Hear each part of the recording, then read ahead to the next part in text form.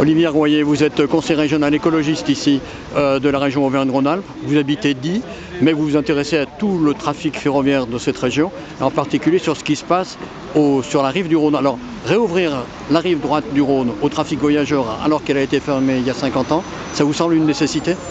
Ça semble plus qu'une nécessité, c'est indispensable.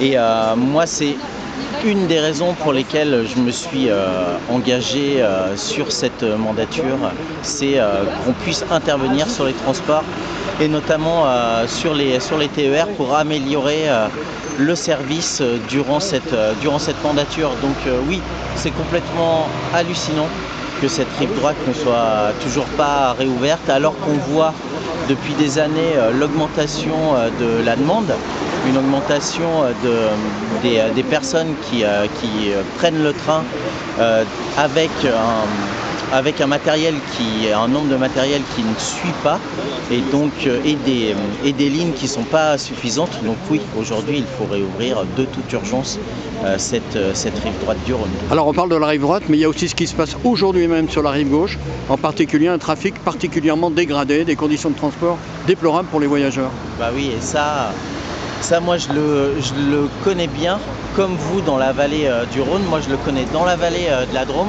Je trouve qu'on est effectivement, et que vous avez eu la bonne formule, on est assigné à résidence avec ces horaires qui se dégradent, avec cette impossibilité de rentrer tardivement, notamment de la métropole lyonnaise.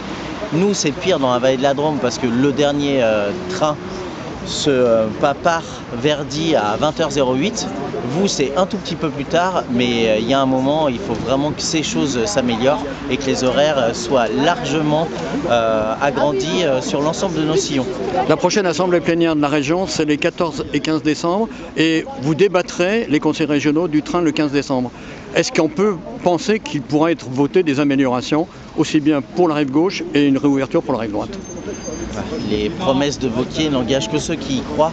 J'ai de grands doutes qu'il y ait des améliorations qui pointent le bout de leur nez dès le 15 décembre. Mais c'est pour ça qu'il faut continuer les mobilisations et accentuer la pression sur la région à l'heure où on doit re-signer les contrats de plan État-région notamment, et où on doit forcer la région à aller sur de l'achat de matériel, mais aussi sur du financement des infrastructures. Vous parlez de Laurent Wauquiez et de la région Auvergne-Rhône-Alpes, mais il y a aussi l'État qui est en cause. Oui, tout le monde est en cause, mais que tout le monde prenne sa part et que les uns et les autres ne se renvoient pas la balle. Nous on n'est pas des balles de flipper, quoi.